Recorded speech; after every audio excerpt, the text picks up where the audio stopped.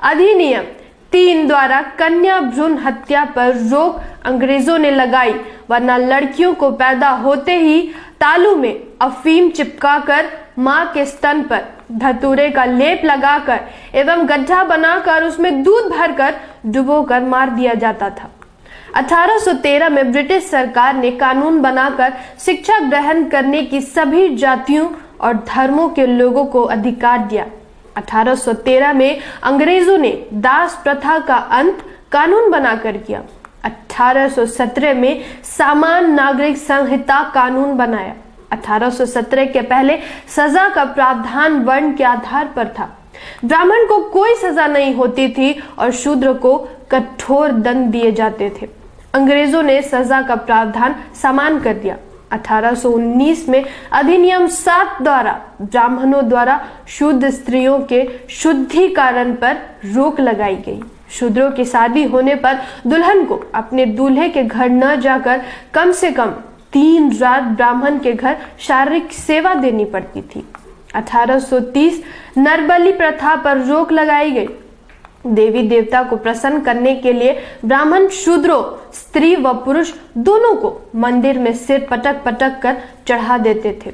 1833 अधिनियम 87 द्वारा सरकारी सेवा में भेदभाव पर रोक अर्थात योग्यता ही सेवा का आधार स्वीकार किया गया तथा कंपनी के अधीन किसी भारतीय नागरिक को जन्म स्थान, धर्म, जाति या रंग के आधार पर पद से वंचित नहीं रखा जा सकता है, नियम लागू किया गया। 1834 में पहला भारतीय विधि आयोग का गठन हुआ। कानून बनाने की व्यवस्था जाति, वर्ण, धर्म और क्षेत्र की भावना से ऊपर उठकर करना आयोग का प्रमुख उद्देश्य था। 1835 प्रथम पुत्र को गंगा दान पर रोक लगाए।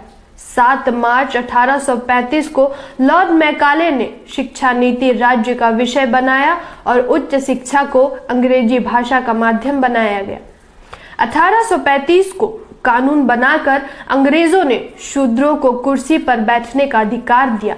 दिसंबर 1829 के नियम 17 द्वारा विधवाओं को जलाना अवैध घोषित कर सती प्रथा का अंत कर दिया गया। देवदासी प्रथा पर रोक लगा दी गई। ब्राह्मणों के कहने से शूद्र अपनी लड़कियों को मंदिर की सेवा के लिए दान दे देते थे। मंदिर के पुजारी उनका शारीरिक शोषण करते थे। बच्चा पैदा होने पर उसे फेंक देते थे और उस बच्चे को हरिजन नाम दे दिया करते थे। 1921 को जातिवार जनगणना के आंकड़े के अनुसार अकेले मद्रास में कुल जनसंख्या 4 करोड़ 23 लाख थी, जिसमें 2 लाख देवदासियां मंदिरों में पड़ी थी। हालांकि यह प्रथा अभी भी दक्षिण भारत के मंदिरों में चल रही है। 1837 अधिनियम द्वारा ठगी प्रथा का अंत कर दिया गया। 1849 में कलकत्ता में एक बालिका विद्यालय JED बेटन ने स्थापना किया। 1854 में अंग्रेजों ने 3 विश्वविद्यालय कलकत्ता, मद्रास और बॉम्बे में स्थापित किए। 1902 में विश्वविद्यालय आयोग नियुक्त किया गया। 6 अक्टूबर 1860 को अंग्रेजों ने इंडियन पैनल कोड बनाया। लॉर्ड मैकाले ने सदियों से जकड़े शूद्रों की जंजीरों को काट दिया और भारत में जाति, वर्ण और धर्म के बिना एक समान क्रिमिनल लॉ लागू कर दिया। 1863 अंग्रेजों ने कानून बनाकर चरक पूजा पर रोक लगा दी।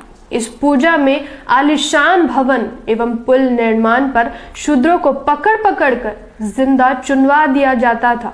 इस पूजा में मान्यता थी कि भवन और पुल ज्यादा दिनों तक टिकाऊ रहेंगे। 1867 में बहुविवाह प्रथा पर पूरे देश में प्रतिबंध लगाने के उद्देश्य से बंगाल सरकार ने एक कमेटी का गठन किया। 1871 में अंग्रेजों ने भारत में जातिवार गणना प्रारंभ की। यह जनगणना 1941 तक हुई। 1872 में सिविल मैरिज एक्ट द्वारा 14 वर्ष से कम आयु की कन्याएं एवं 18 वर्ष से कम आयु के लड़कों का विवाह वर्जित करके बाल विवाह पर रोक लगा दी गई। अंग्रेजों ने महार और चमार रेजिमेंट बनाकर इन जातियों को सेना में भर्ती किया, लेकिन 1892 में ब्राह्मणों के दबाव के कारण सेना में अछूतों की भर्ती बंद हो गई। 1918 में साउथबरो कमेटी को भारत में अंग्रेजों ने भेजा। यह कमेटी भारत में सभी जातियों का विधिमंडल में भागीदारी के लिए आया था। शाहू महाराज के कहने पर पिछड़ों के नेता भास्कर राव जादव ने एवं अछूतों के नेता डॉक्टर अंबेडकर ने अपने लोगों को विधिमंडल में भागीदारी के लिए मेमोरेंडम यानी ज्ञापन दिया। अंग्रेजों ने 1919 में भारत सरकार अधिनियम का गठन किया। 1919 में अंग्रेजों ने ब्राह्मणों को जज बनने पर रोक लगा दी थी और कहा था कि इनके अंदर न्यायिक चरित्र नहीं होता है। अंग्रेजों के रहते 25 दिसंबर 1927 को डॉक्टर अंबेडकर द्वारा मनुस्मृति का दहन किया। मनुस्मृति में शूद्रों और महिलाओं को गुलाम तथा भोग की वस्तु समझा जाता था। एक पुरुष को अनगिनत शादियां करने का धार्मिक अधिकार है। महिला अधिकार विहीन तथा दासी की स्थिति में थी। एक एक औरत के अनगिनत सौतने हुआ करती थी। औरतें शूद्रों के लिए सिर्फ और सिर्फ गुलामी लिखा है, जिसको ब्राह्मण मनु ने धर्म का नाम दिया है। फिर 1 मार्च 1930 को डॉक्टर अंबेडकर द्वारा काला राम मंदिर नासिक प्रवेश का आंदोलन चलाया गया। 1927 को अंग्रेजों ने कानून बनाकर शूद्रों के सार्वजनिक स्थानों पर जाने का अधिकार दिया। नवंबर 1927 में साइमन कमीशन की नियुक्ति की, जो 1928 में भारत के अछूत लोगों की स्थिति का सर्वे करके और उनको अतिरिक्त अधिकार देने के लिए आया। 24 सितंबर 1932 को अंग्रेजों ने कम्युनल अवार्ड घोषित किया, जिसमें प्रमुख अधिकार दिए। 19 मार्च 1928 को बेगारी प्रथा के विरुद्ध डॉक्टर अंबेडकर ने मुंबई विधान परिषद में आवाज उठाई, जिसके बाद अंग्रेजों ने इस प्रथा को समाप्त कर दिया।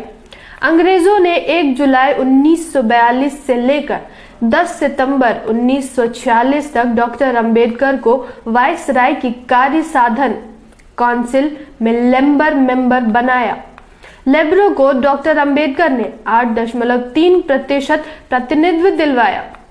1937 में अंग्रेजों ने भारत में प्रोविंशियल गवर्नमेंट का चुनाव करवाया। अंग्रेजों ने शासन प्रशासन में ब्राह्मणों की भागीदारी को 100% से 2.5% पर लाकर खड़ा कर दिया।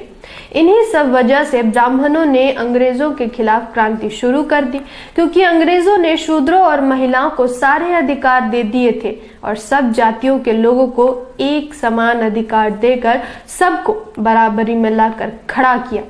जानकारी ही हथियार है। इस वीडियो को अधिक से अधिक शेयर कीजिए। धन्यवाद। जय संविधान, जय भारत। अधिनियम 3 द्वारा कन्या भ्रूण हत्या पर रोक अंग्रेजों ने लगाई, वरना लड़कियों को पैदा होते ही तालू में अफीम चिपकाकर मां के स्तन पर धतूरे का लेप लगाकर एवं गड्ढा बनाकर उसमें दूध भरकर डुबोकर मार दिया जाता था। 1813 में ब्रिटिश सरकार ने कानून बनाकर शिक्षा ग्रहण करने की सभी जातियों और धर्मों के लोगों को अधिकार दिया। 1813